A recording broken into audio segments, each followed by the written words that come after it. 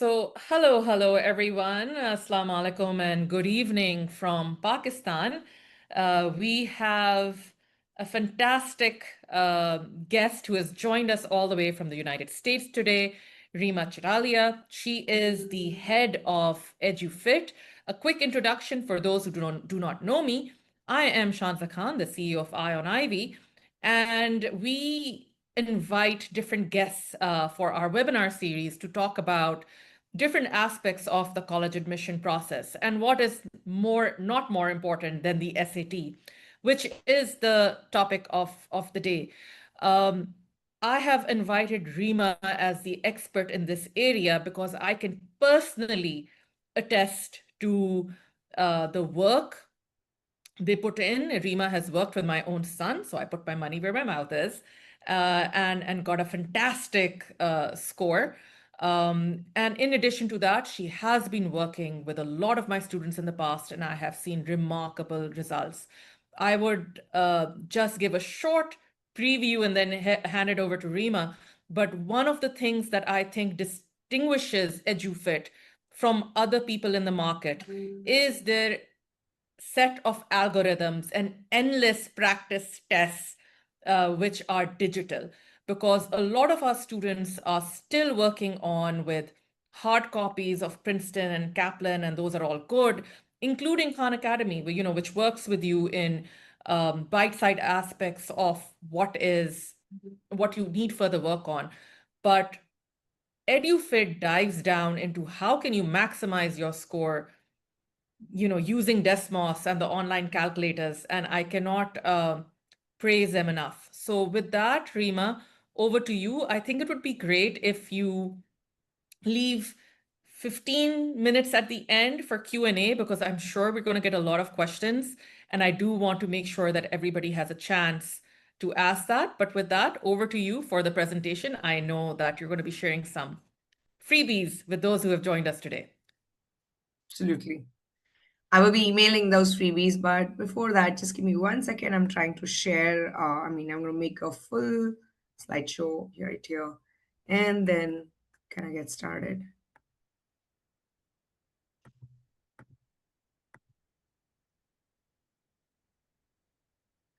Is my screen visible? Yes, I can see your screen. Perfect. All right. Should I get started? Should we wait Over for to more you, people to Reema. Okay, perfect. All right. So everybody, a very good evening from where, or good morning, whatever part of the world are you joining from. And thank you so much for taking out the time to kind of join this presentation on EduFit.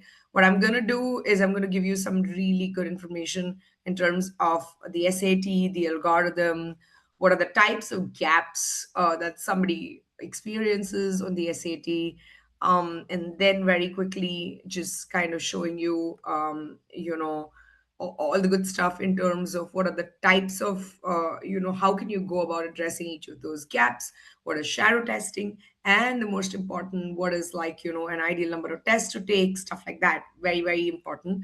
I'm going to use the first 40 minutes of this presentation, first 40 minutes to give the presentation, and then if you have anything at all needed, let me know. I will leave my phone number and all the good things at the back of it. I mean, towards the end. And I think with that, let's get started. So I know you can see my screen. I think some. I would also request if everybody can just mute themselves as soon as they're able. So so it is kind of not a disturbance for the rest of the people on this. That would be great. Awesome. So let's not waste more time and get started. Of course, let's start with my introduction first. Of course, my name is Reema Chitalia. I am an alumni of University of Chicago. I worked with Deloitte Touche and Tohatsma as a cyber risk consultant. Worked as a test prep coach at C2 Education and Princeton Review in San Francisco. We've taught over 5,000 students with an average rise on 200 points in the SAT and 4 points in the ACT. Now, the agenda today is kind of this very simple digital SAT, SAT English modules, SAT math modules, IRT. Can you get 1600 despite going wrong? And of course, as a part of this topic, we're going to be addressing several subtopics. But yeah, that's essentially what it is. But we just wanted to kind of give you a screenshot or snapshot of, what SAT kind of looks like at this point in time. Okay. So more than 90% of four-year colleges in the US remain test optional or test blind in 2026. But there are colleges, and all the top colleges, including Harvard, Yale, MIT, Stanford, Dartmouth, Cornell, Columbia, Pennsylvania, Georgetown, and many, many colleges in Florida are actually now test compulsory. In fact, if I were to understand the rumors or the so-called rumors that are kind of going on in the admissions, landscape, talking to, people around, we also know that even UCs will become test compulsory starting the cycle of 2028. So a lot of people slowly and steadily at the top joining back the test required bandwagon. College Board currently lists 63 major colleges and university systems, out of which 21 private and 42 public that require the SAT or the ACT score for all of their applicants. And the remaining of them are going to kind of, announce reinstatements very, very soon. So that's that. Just to give you a little kind of participation of what it was for SAT in this year, about 2 million students took the SAT this year from the class of 2025. This participation has surpassed 2 million students for the very first time since 2020, which is like a lot. This is post the pandemic. So 97% of people took the digital SAT, which pretty much, by the way, is and it is a study conducted by the ACT. So the class of 2025 was nearly a fully digital testing cohort. 68% of people tested through SAT school day. If you are a US student, you will understand what this is. So they have a school-based testing continuing to drive access and participation. And lastly, SAT participation is back to the pre-pandemic level, but the performance is not. So again, average scores have improved slightly, but remain below the 2019 benchmark. So yes, more and more and more people are continuing to take the SAT, not only to get into the best schools across the United States of America, some even local schools in Pakistan, as well as getting higher scholarship. That's just been the key for doing the SAT.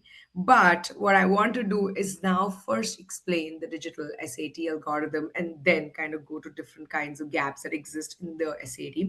So SAT is of course a 1600 point exam since it's become digital, out of which there are 800 math and 800 English points, which is equal.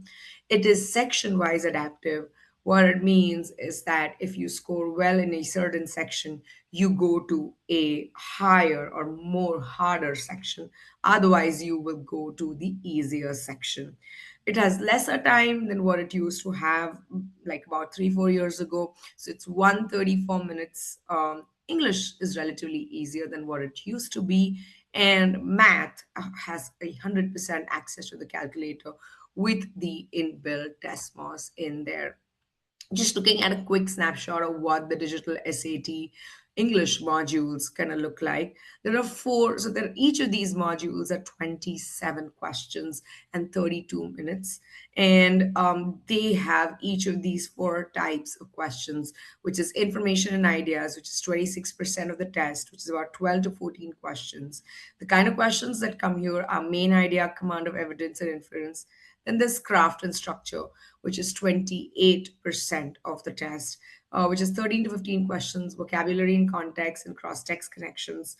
Third one is about expression of ideas, which is 20% of the test, 8 to 12 questions, 9 transitions and notes taking questions. And then last one is standard English convention, which is 26% of the test, which is your grammar, which is 11 to 15 questions that you can expect on the digital SAT, usually known as boundaries, or falling under the ink convention boundaries. For the math module, we have two modules, which are 22 questions and 35 minutes each. The preliminarily two dominant modules on the digital SAT are actually algebra and advanced math. So algebra is about 35% of the test with about 13 to 15 questions. Then there's advanced math, which is 35% of the test between 13 to 15 questions. As you can see, between algebra and advanced math, 35 and 35, which is 70% of your test is just sorted here. So the reason to mention this is if you're somebody who struggles with math and kind of you don't know what are the topics or which are the two basic topics that you should be doing, then those topics actually algebra and advanced math, because that will cover 70% of your test. Then there's problem solving and data analysis. So 15% of the test, 5 to 7 questions. So this is the second hardest module that is there, even though it is only 15%, because this includes statistics, right? And the hardest, surprisingly, is geometry and trigonometry, which is 15% of the test. The reason people find this is hardest, it is not because it is genuinely a hard module, but it is something where you've done this as a part of your school very, very early on. So about when you're in your eighth grade or something. Thus, this a lot of people are kind of in rusty off, and hence find this a little hard. Of course, this advanced math has the maximum usage of Desmos. So if you are kind of stuck with that, then you would definitely find this hard to kind of learn and understand this a little more. But once you understand Desmos, life becomes easier. Now, let's first understand what the algorithm kind of looks like and then dive into it. So as I rightly said, the section, there are 27 questions on the English. Okay, now there are two sections which everybody has to attempt in English. One is section 1 and one is section 2. Section 1 is known as a baseline module, and section 2 is known as the adaptive module. The section 1 for the SAT remains the same for any test taker across any international forum. So let's say somebody's based out of Pakistan, somebody's based out of Dubai, somebody's based out of some other place, wherever, your section 1 baseline remains the same. Depending on your performance in baseline, either you are redirected to your section 2 easy or your section 2 hard. Now, what do you mean by you need to get a certain number of questions correct? That value is actually known as the threshold. Sorry, is known as the threshold. So if you go above the threshold, you would go to the harder section, otherwise you would go to the easier section. That threshold or cutoff is 17 to 19 questions for the digital SAT. So if you get 19 or higher questions, you would go to the harder section, otherwise you would go to the easier section. Now, what is the composition of each of each of these sections? For the baseline, you have 6 hard, 12 medium, 9 easy. For easy modules, you have 11 easy, 12 medium, 5 hard. And for the harder modules, you have 11 hard, 12 medium, and 5 easy. This is essentially what the composition looks like. Why do you have easy, medium, hard questions? Onto that in a little bit, just like 2 minutes. But yes, this is what it is. Similarly, for math, section 1, you have 4 hard questions, 12 medium questions, and 6 easy questions. Okay. And the cutoff or the threshold is 13 to 16 questions. Let's assume it's say 15 in this case. So if you get 16 or higher, you would go to the harder math section. Otherwise, you would go to the easier math section. If you went to the harder math section, you would have 7 hard, 12 medium, and 3 easy questions. If you went to the easier section, you would have 7 medium, 7 easy, 12 medium, and 3 hard questions. The two important things to note here. Number one, especially in the adaptive, easy, or hard section, whether it is English or math, the highest chunk of question continue to remain medium level of questions. And the easiest, and what they do is they flip around or they play around with hard and easy questions. So 7 easy becomes 7 hard here in the harder section, 3 hard become 3 easier. Similarly for English also, 11 easy become 11 hard, 5 hard become 5 easy. So majority chunk of your questions will continue to be 12, 12, 12. Like, I mean, medium, 50% of your test would be medium here. Even here, medium, more than 50% test. Whatever is there gets flipped around this. Okay. So now, why do you need something where it's easy, medium, and hard? Now think about it, right? Before I even explain this algorithm, it's important to understand what this algorithm is and why is this used in the digital SAT. um SAT not only considers the number of questions that you get correct, but also the level of questions that you get correct, right? So, simply put, they take parameters like, easy, medium, hard, the make of questions, the ease of, taking a question. This is actually sampled on a set of people across demographics and then categorized as easy, medium, and hard, and then they associate weight for each of these points. So for every easy level question you get 1 point. For every medium level question, you get 2 points, and for every hard level questions, you get 3 points on the SAT. Okay. Now, why was this IRT important? Why is this IRT important? Before I even kind of go back to the algorithm and explain it, think about there are two students here. Okay, and the total questions in the digital SAT are 98. Student A has scored an 85 on 98. And so he's actually missed 13 questions. Out of these 13 questions, a vast majority of questions that he has missed are actually hard questions. Let's say 7 hard questions is what he's missed, about 3 easy questions, and about 3 medium questions. So this particular student has gotten 85 and 98 with uh, you know 10 hard, 3 easy, 3 medium level questions missed. And then there is another student who's again gotten an 85 or 98, 13 questions missed. But this particular student has only missed 3 hard questions. And the rest of the rest of 10 questions are split between medium and easy. Let's say he's missed like 6 easy, 4 medium, and 3 hard. So there is a student who's actually missed 10 hard questions, and there's a student who's missed 3 hard questions.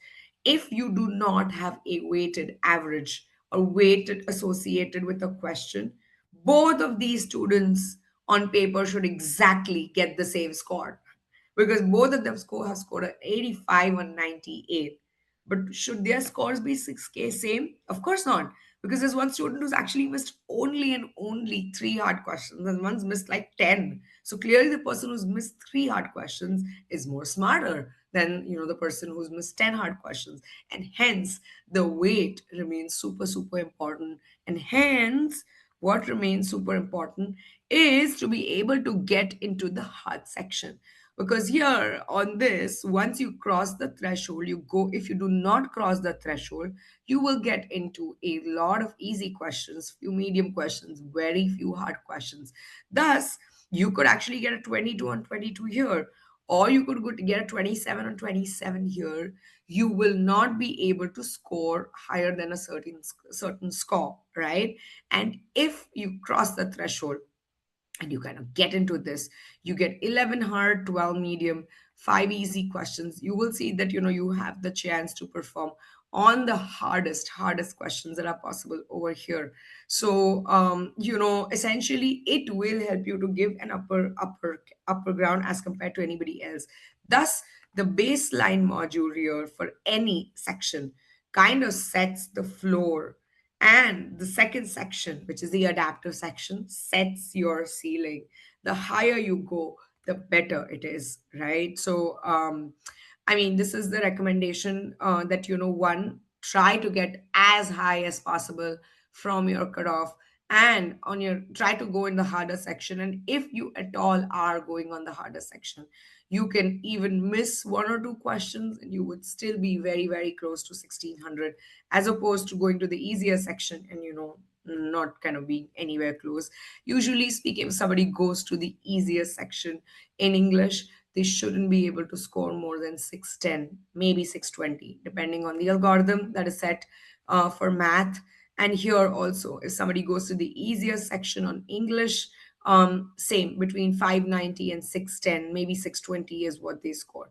So in highest, somebody can only score like 812, 40 or 1250 if they go to the easier section. Versus if they go to the harder section, they can actually score a 1600. So that's essentially what the algorithm is. And this algorithm is known as IRT. Again, explaining this very clearly. See, the 16, let's say there's a student one who's gotten a 38 on 54, another student two who's gotten a 32 on 54. You get 16 easy, 20 medium, 2 hard, 10 hard, 20 medium, 2 easy. If I multiply this by 1, multiply this by 2, and multiply this by 3, and scale this down on the right parameters, I will still get 590. Versus this kid right here who got 10 hard, 20 medium, and 2 easy. More number of questions correct, which is 32 on 50. I mean, less number of questions correct on 54 as compared to this. But this score is up by 90 points because this student only attempted 2 hard questions and this student attempted 10 hard questions. You get 3 times as many points. Okay. So, super important as you understand the IRT algorithm. But now, coming to the most important point, and this is something that I wanted to make people understand, are all 1300s the same? Like on paper, when you look at somebody, is this 1300 the same as this 1300, is the same as this 1300? Absolutely not. For a student, and for that matter, even a counselor, they might feel that, hey, all these 1300s are the same. But in our opinion, all these 1300s are not same. There are only 4 types of problems that we see, and we will discuss that in the modules to come, like in the slides to come. But the general issues that we're seeing are accuracy patterns, like are there concepts that are being missed? Are you getting the right kind of concepts correct? Are you missing on a certain kind of concepts? Timing and pacing. Are you somebody who's like supremely struggling with timing? Oh my god, this is not good. I can't understand. The time was consistently ticking. I don't know what to make of it. Are you missing out on easy questions and being able to do difficult questions? Or are you missing out on difficult questions and you're able to do easy questions? Which one is it, right? And of course, by your module, hard module, does your module movement change? Well, these are super super important, and until otherwise you kind of understand how these goes, and I'll explain this if time permits towards the end, is that the reality is the score tells you where the student is, but the score report does not tell you what to do next, right? So the bottom takeaway for everybody over here is, if you're stuck at a certain score, the question shouldn't be how can I raise the score. The question should be, what is the story behind this score? Can I do something to raise the score better? Yes, you can, because this is what you need to do when you do a diagnostic test. According to Edufit, and this is basis 5,000 Edufit students, which we have evaluated over a period of time, there are only 4 types of gaps that a student encounters: knowledge gap, timing gap, strategy gap, and anxiety gap. Everything on the SAT can only and only be put into this. Okay. Now, what is a knowledge gap? A knowledge gap means there is a problem with your core concept. Let's say I am doing something which is known as quadratic equations, or I am doing something which is central ideas. My core concept in itself it is not in place. I do not know how to approach this question. What are the things that I should be looking for? How can I go about looking at this question? That is knowledge gap. That is lack of core curriculum. Okay. The second type of gap is the strategy gap. Now, what's a strategy gap? You have the knowledge, you know how to solve this question, but you do not know how to solve this question quickly. Let's say there is a point A and there is a point B. You know how to get from point A to the point B, but you do not know, okay, by doing this, I probably get there quicker. Or maybe there is an answer choice that is obviously wrong. Can I ignore that? We call them trap answers, right? Or is there something that is so obviously wrong that even before I read the question, I can eliminate that? So that is your answer choice. Like, that's your strategy gap. Now, the third type of gap is your timing gap. Usually timing gap comes into one of these two, okay, which means that if you don't have the adequate knowledge, you will obviously see yourself struggling for time. If you have the knowledge but you don't have the strategy, you would be seeing yourself struggling for time again. So timing gap is, in hindsight, to a very great extent, a byproduct of knowledge gap and strategy gap. Sometimes it can also coexist. So we have students who are kind of like great with knowledge, great with strategy, but cannot solve it fast enough. But those are, again, like, that breed is there, but not like, of course it's there, but not the biggest. Most likely timing gap overlaps with knowledge gap and strategy gap. And the last one is the anxiety gap. Can the student perform under pressure? Right? Are you equipped to perform under pressure? Do you get scared? Does exam pressure get to you? Those are anxiety type of gap. According to us, the highest gap is actually the timing gap, because it also combines knowledge gap and strategy gap. Then there is strategy gap, which is the second biggest gap that's there. Then there's 22%, which is knowledge gap, and 18%, which is anxiety gap. Now, if these are four kinds of gap, then is there a certain kind of gap that tutoring would help you better with, and a certain kind of gap, tutoring wouldn't? Or you can self-diagnose.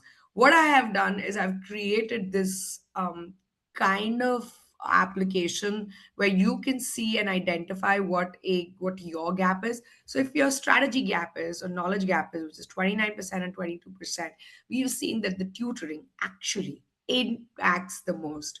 What is generally the intervention that is there? We actually coach you, we give you test taking frameworks, and we help you with decision making strategies. The expected outcome here is faster decisions, fewer trap answer mistakes, and better execution.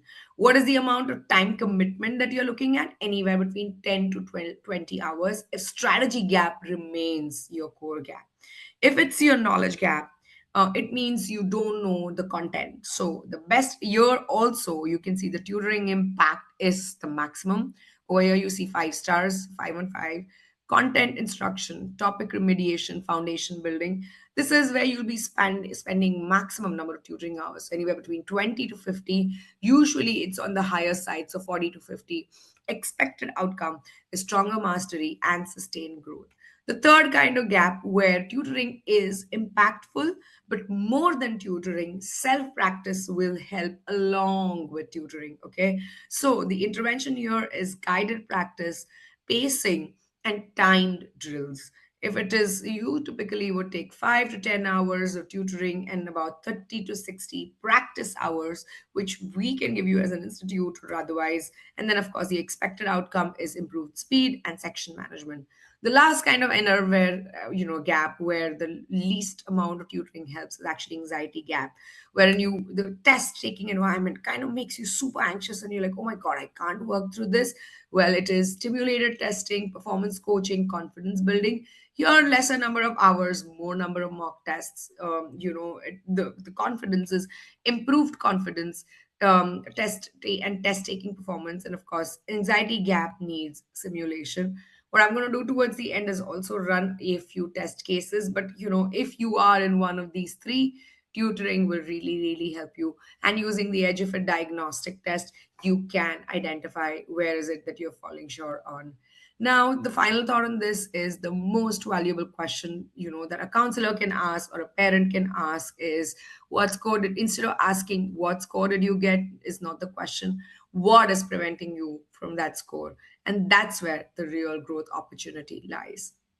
I also wanted to briefly kind of discuss what's a good time to get started with the SAT prep. Because if you're aiming for schools, what's a good timeline? Well, usually this is what we see, right? There's ninth grade where the students are exploring and building. And by the way, this is a great time to get started with your counseling if you're aiming to study abroad. Shanza can kind of talk to you better about this because she's the counselor and the expert here. But this is a great time to get started with your profile building, and in terms of academics, focus on stronger academics. 10th grade is where you build your foundation and growth. here this red is where you see most families start here. So this is the summer between your 10th and 11th grade, okay? And this is where you begin your SAT prep. Most people are just junior, spring, or summer, and then this is your 12th grade.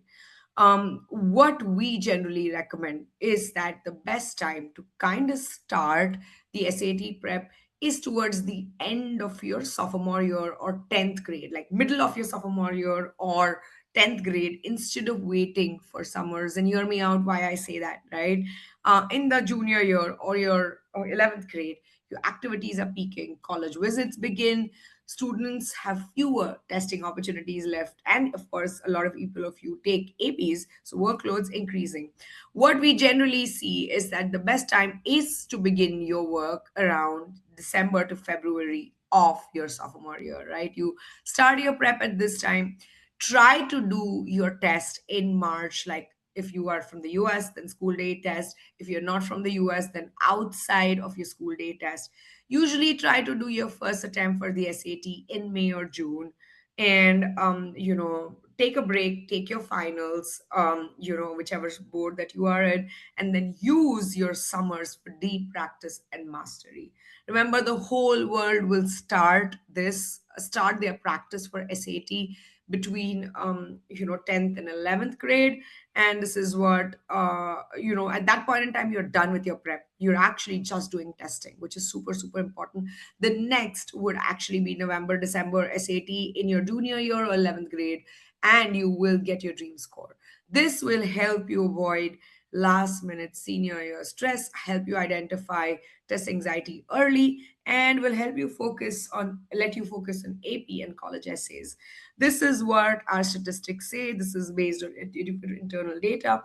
People who started their prep in their junior year, actually the 26.75% were able to actually get you their dream score very shortly, versus if you see the 63.25% achieved their dream score very early on by the beginning of their junior year, which is almost double of the statistics, right? So recommended is at the middle of your 10th grade instead of between your 10th and 11th grade. A lot of times, and this is a question that I get very very frequently, what is the ideal number of tests that my student should be taking? Like right now I could be one of those students who have started, like, should I take 10, should I take 12, should I take 20, should I just keep doing tests? In my personal opinion, 12 to 14 is the total number of tests that a student should be taking. And this is not a number that we came up with randomly. This is the kind of number that we've tested with our Edufit students and has revealed. This is, of course, the bare minimum test. If you want to do more tests, you're open to, but at least 12 to 14 tests. So, why do we recommend these tests? We call this is how it goes, right? So, phase one is setting the zone, which means test 1 to 5. If you have finished your core prep, you addressed your content gaps or the knowledge gaps, and you want to just get started with testing, test 1 to 5 will actually be your setting zone. You will determine your current range, identify your strengths and weakness, build test taking stamina, learn more about SAT format and pacing, and establish realistic score targets, right? So let's say you are starting at 1200. This phase will tell us how much more can be scaled at the beginning. Phase number two is the rise zone. This is where you will accelerate your SAT growth. You will have content gaps that are addressed. Your strategies will improve with remedial classes. Timing will become more efficient. Confidence will increase. Mistakes will become more predictable. For every test that you take between test 6 and 10, you can expect 20 to 50% rise per test during this phase. And then from test 11 to 14 is what we call the stability phase, wherein your potential gets converted to consistent performance. Scores stabilize within a predictable range, test day execution improves, anxiety decreases, fine tuning replaces major learning, and students perform closer to their true potential.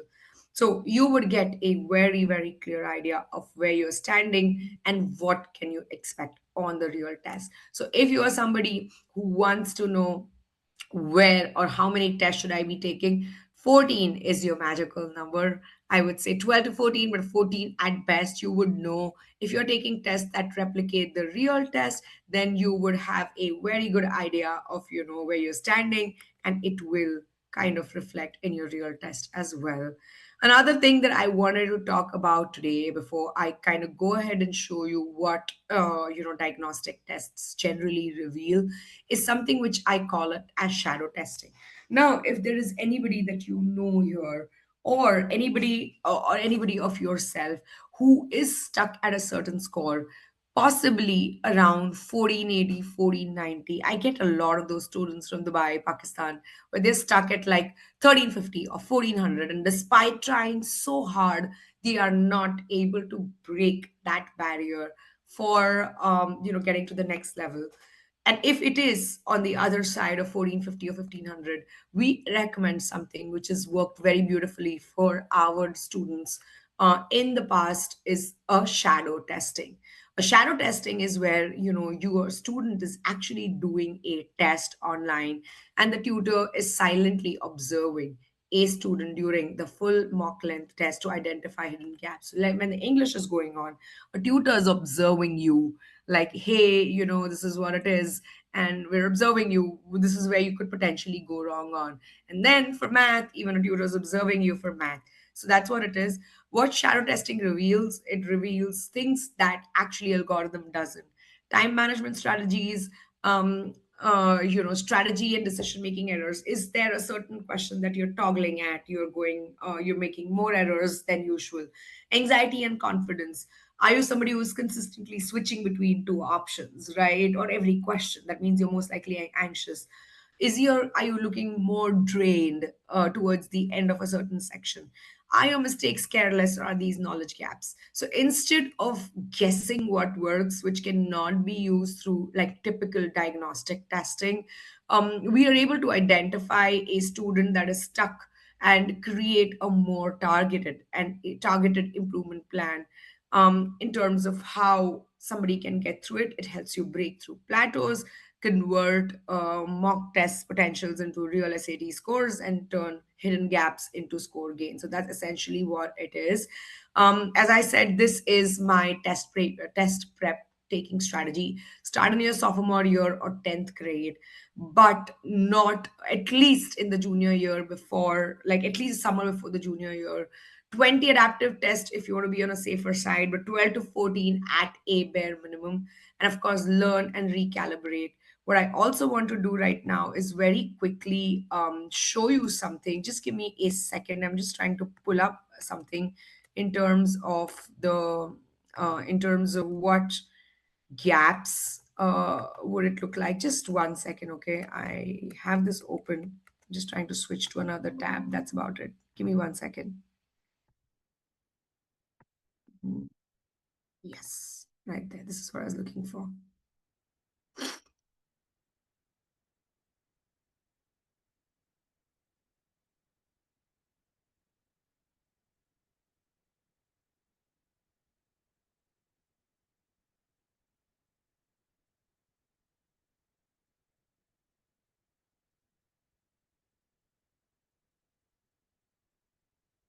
Just give me one quick second, and then I will, next 5 minutes, kind of show you.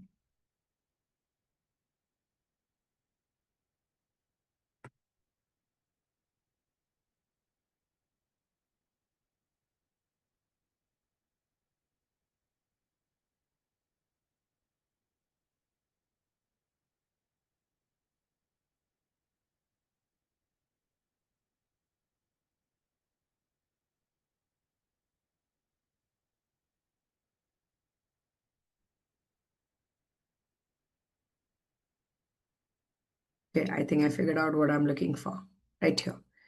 Awesome.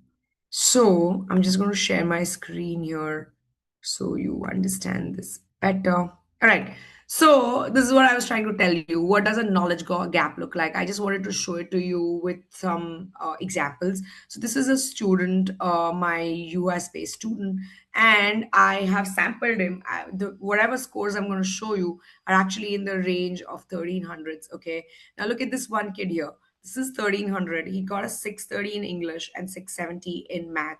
According to all of us, this is a 1300 score. But now let's take a deep dive into his analytics. This is what his accuracy looks like. This is 76 correct questions, 22 incorrect questions, split of easy, medium, and hard questions.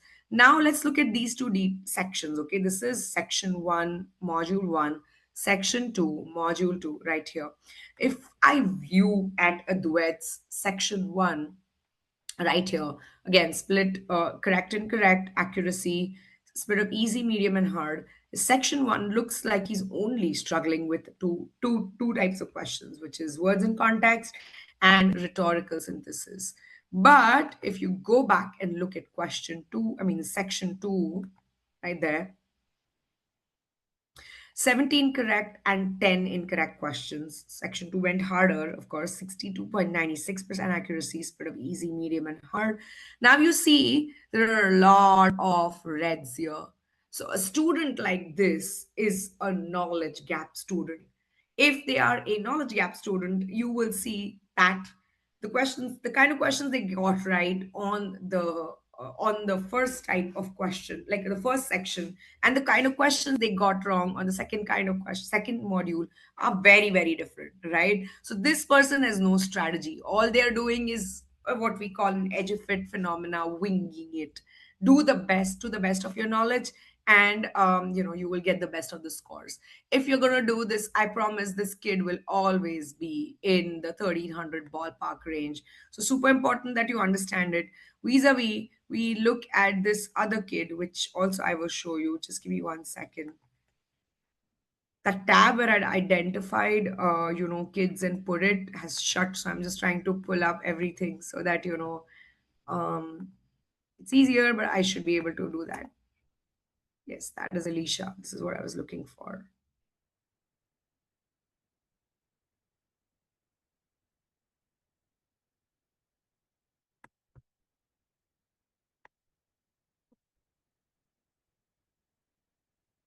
Window.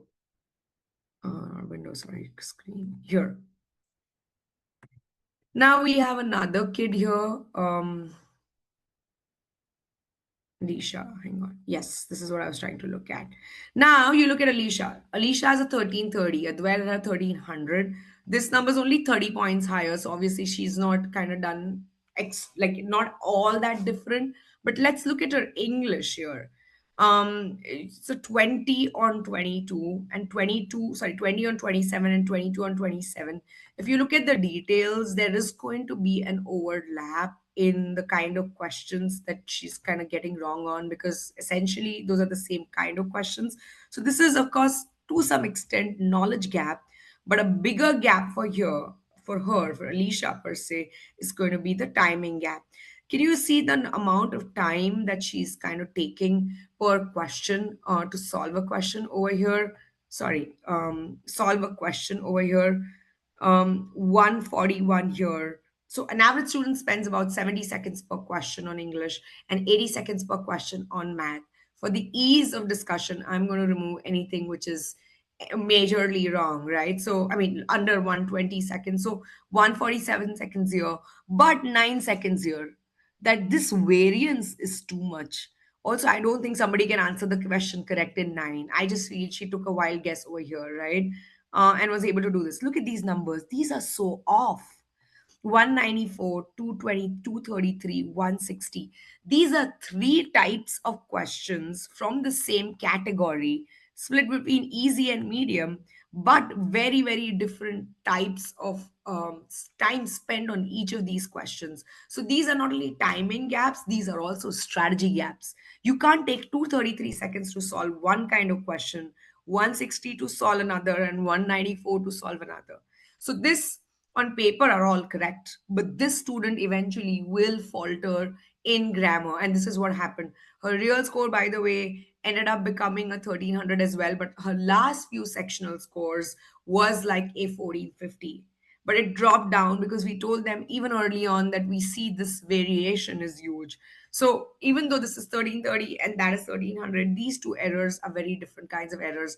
I just wanted to give you a sneak peek into, this is what it is and nothing else, not trying to scare anybody. But again, you should understand what you need to do to be able to kind of navigate and get to a higher score.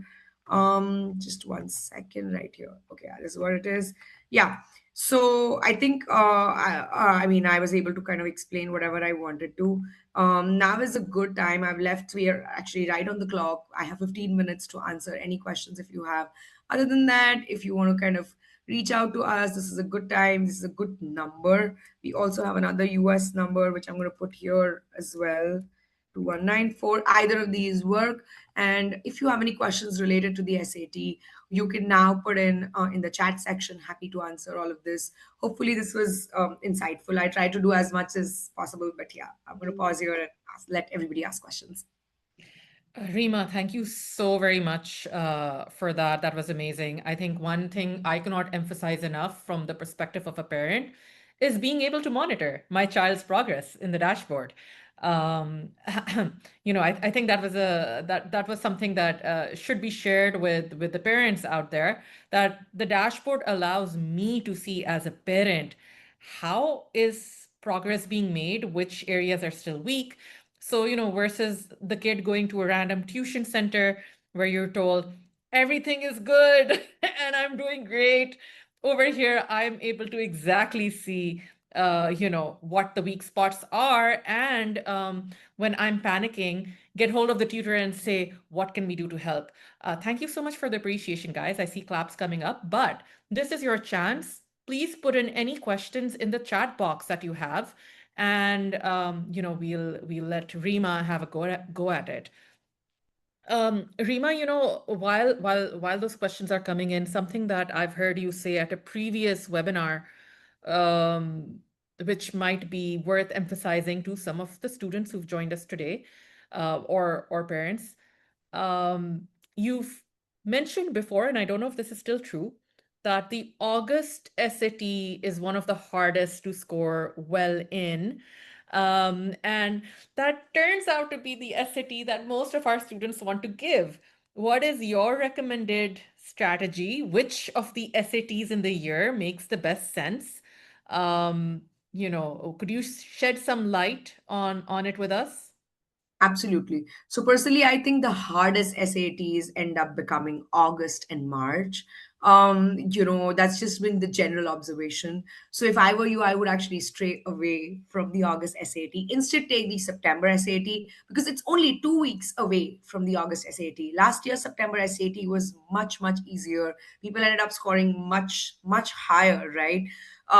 If you are a junior year student or 11th grade student, honestly, on August or September may not make that bigger difference because only 2 weeks out. But if you are a senior year or 12th grader, then yes, even one SAT up and down would make a difference. But ideally speaking, do the September, not the August. The results that are the nicest for the SAT is usually May and June, is my observation. If you're prepared well, they could be tough papers. I'm not saying they are easy, but the curve to get in is like super, super, super, kind of, hard. I mean, the curve to kind of make it through is what it is. So we would definitely recommend September, December, May, June as your top attempts. Like is what my recommendation is. The only issue with that, Reema, as a college counselor, I September works. December often tends to coincide with midterm season, and of course, the May and June is when the students are having their finals. So, I hate recommending that that attempt, but it is what it is, folks. You have that information. I have a question well, two questions that have popped in the chat, Rima. Moid is asking, how much MCQ questions does the English portion consist of? 27 and 27. So total of 54. 27 in section 1 and 27 in section 2.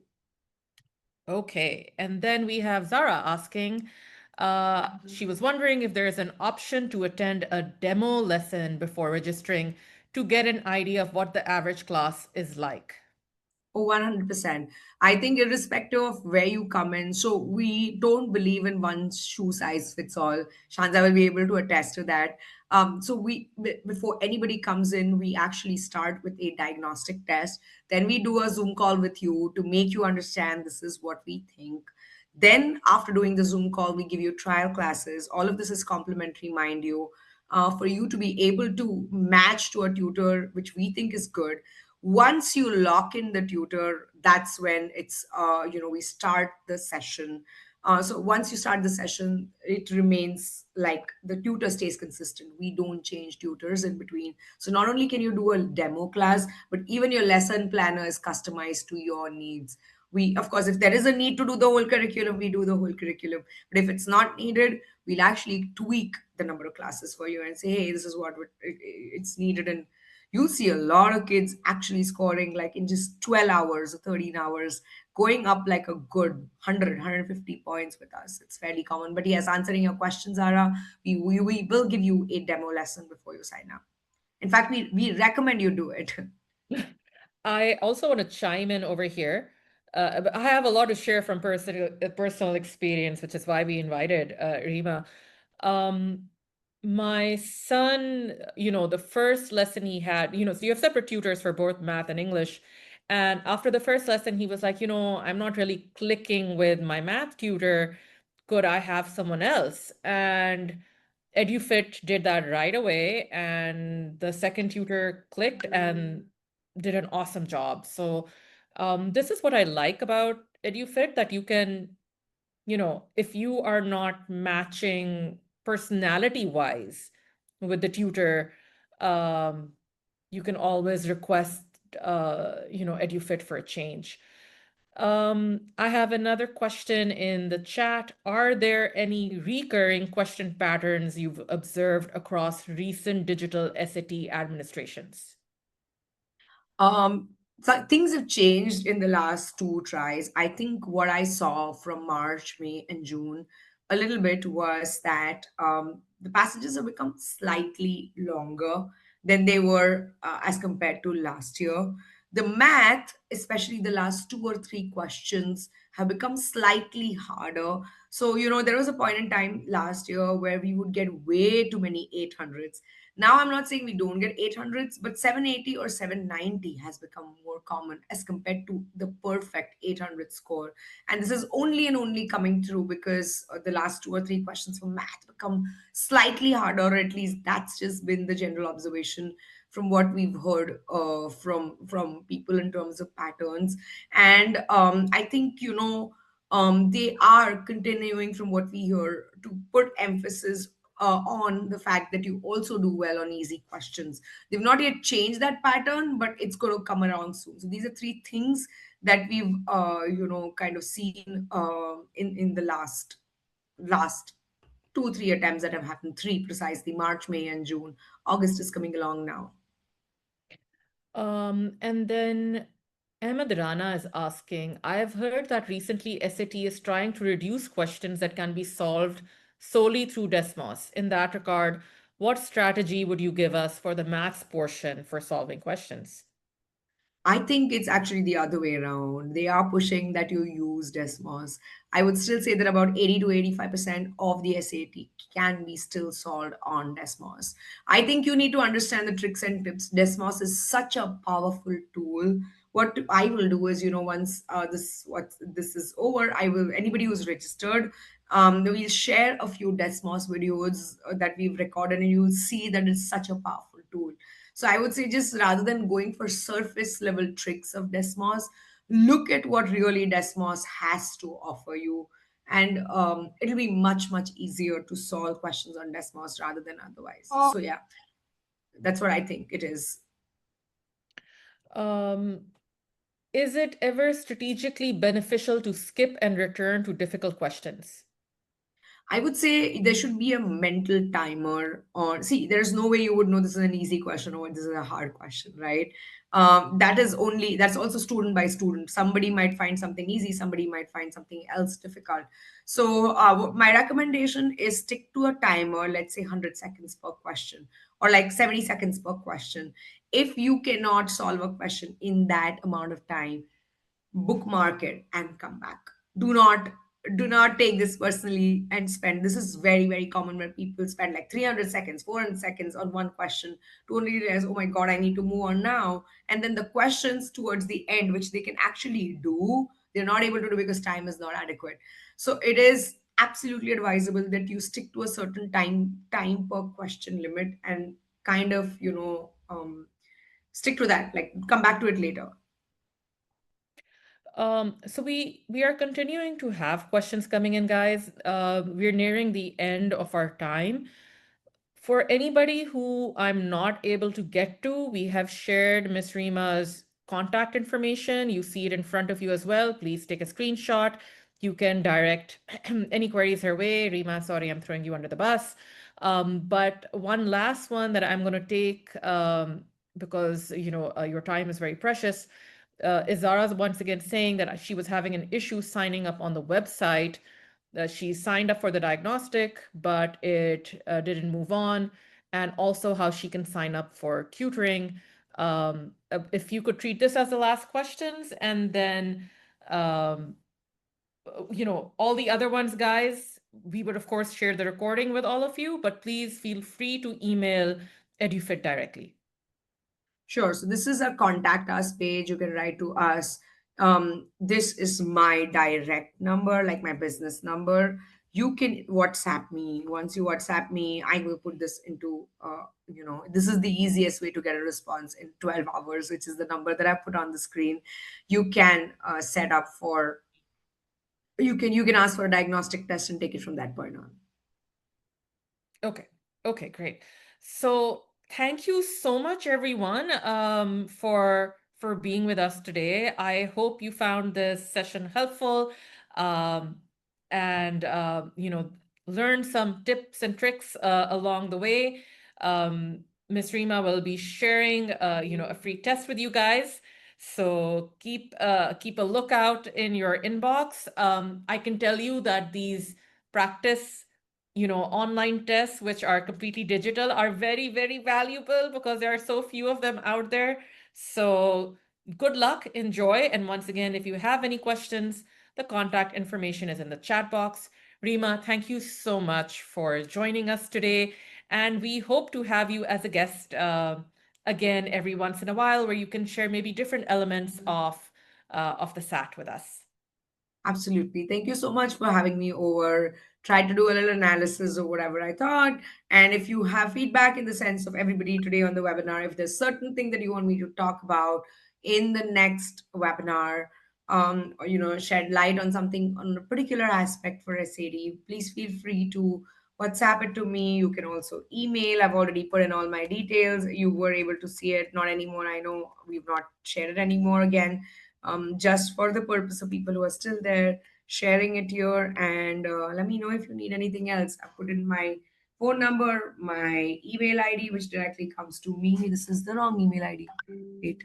It is TEST, sorry. It's going to bounce. Yes, this is the correct one. Testprep.com. And of course, the Edufit contact us form. These are three ways to get in touch with us. Otherwise, of course, I think there was a form that was shared with by EY as well. And on the top, you could use that as well. And either ways, you could come to us. Let us know if we can be of any help. And thank you again, Shanza, for hosting me. Truly appreciate it. No worries, no worries. Thank you so much once again. And Reema, always a pleasure having you with us. Thank you so much. You have a wonderful rest of your evening. Take care. You Bye too. bye. Have a wonderful day in the US, Reema. Thank you. Bye bye. Thank you. Bye bye.